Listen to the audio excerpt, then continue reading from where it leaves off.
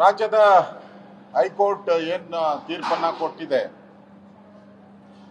ಯಡಿಯೂರಪ್ಪನವರ ತೀರ್ಪು ಏನು ಕೊಟ್ಟಿದೆ, ಆ ತೀರ್ಪು ಅವರಿಗೆ ರಿಲೀಫ್ ಕೊಟ್ಟಿದ್ದಾರೆ. ಯಡಿಯೂರಪ್ಪನವ್ರಿಗೆ ರಿಲೀಫ್ ಕೊಟ್ಟಿರೋದು ಒಂದು ರೀತಿ ಸಮಾಧಾನ ತಂದಿದೆ. ಉಳಿದಂಥ ನ್ಯಾಯಾಲಯದ ತೀರ್ಪೇನಿದೆ ಅದನ್ನು, ನ್ಯಾಯಾಲಯದ ತೀರ್ಪನ್ನು ನಾವು ಗೌರವಿಸಬೇಕಾಗಿದೆ. ಅದನ್ನು ನಾವು ಗೌರವಪೂರ್ವಕವಾಗಿ ಸ್ವೀಕಾರ ಮಾಡಿದ್ದೀರಿ. ಅದು ಮುಂದೆ ಏನು ತನಿಖೆ ನಡೀಬೇಕು ಅದು ತನಿಖೆ ನಡೆಯುತ್ತೆ. ಅದೇ ರೀತಿ ಸಿದ್ದರಾಮಯ್ಯನವ್ರದ್ದು ಕೂಡ 14 ಸೈಟ್ ಹಗರಣ ಏನಿತ್ತು ಮತ್ತು BJP ಏನು ಆಪಾದನೆಯನ್ನು ಮಾಡಿತ್ತು, ಇದು 14 ಸೈಟ್ ಅಲ್ಲ, ಸುಮಾರು 106,000ಕ್ಕೂ ಹೆಚ್ಚು ಸೈಟ್ಗಳು ಅಕ್ರಮ ಆಗಿದೆ ಅಂತೇಳಿ CBI ತನಿಖೆ ಕೊಡಬೇಕು ಅಂತ ಒಬ್ಬ ಆಕ್ಟಿವಿಸ್ಟ್ ಹೋರಾಟ ಮಾಡ್ತಾಯಿದ್ರು.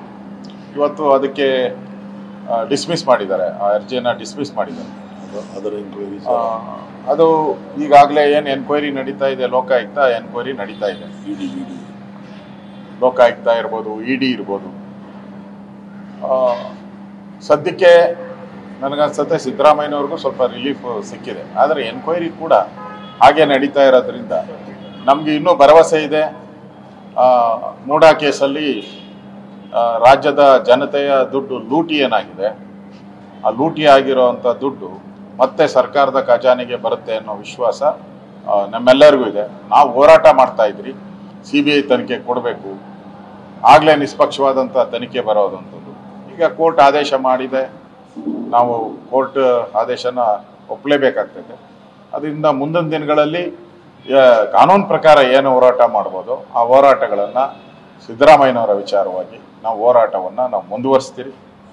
ನ್ಯಾಯ ಸಿಗೋವರೆಗೂ ನಮ್ಮ ಹೋರಾಟವನ್ನು ನಡೆಸ್ತೀರಿ.